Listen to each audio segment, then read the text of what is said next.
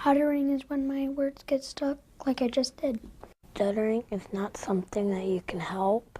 It's something that just comes along with some people. I get worried, like what other people might think if I do stutter. Kids should ignore the people who tease them about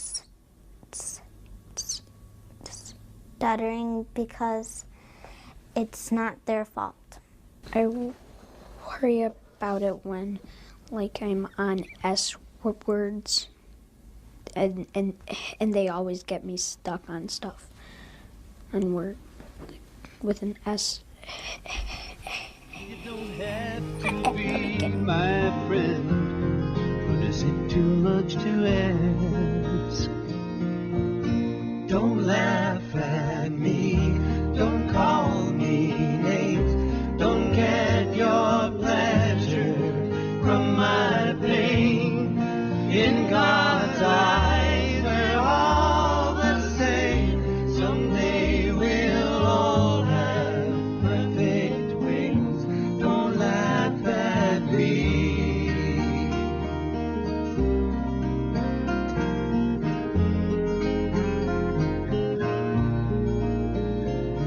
I'm the beggar on the corner. You pass me on the street, and I wouldn't be out. Kids that happen to stutter may think it's a disability that'll affect them the rest of their lives, but we learned from some adults that didn't let stuttering make them feel self-conscious. Your voice is just as powerful as anyone else's voice. It's something that you can't really stop, and you can't control it, you can't cure it, so why try to hide from it when you really can't do that? A person who stutters can still be a greatly effective communicator and can do any job. Pam told me how she didn't let stuttering stand in the way of success. She went on to become a career counselor and said just because stuttering is not that common, it's still important. It's just a different way of talking.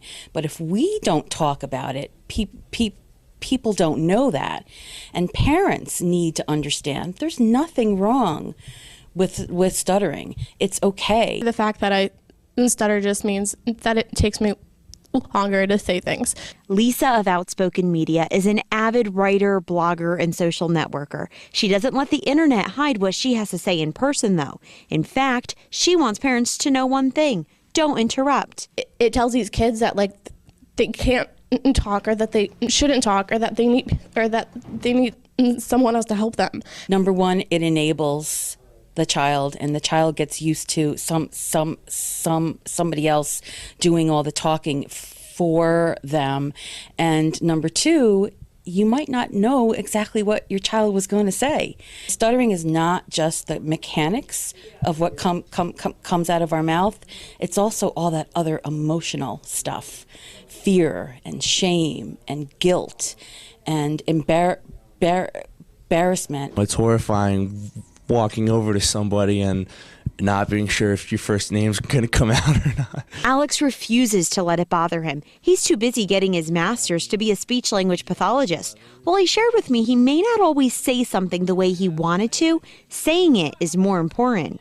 Keep on speaking. Don't not speak. That would be my biggest advice. The worst thing that you can do is to let someone silence you. Say what you want to say, when you want to say it, and however long it takes, know that what you have to say is important. All this advice is important for kids who may feel alone when it comes to stuttering. Laugh at me.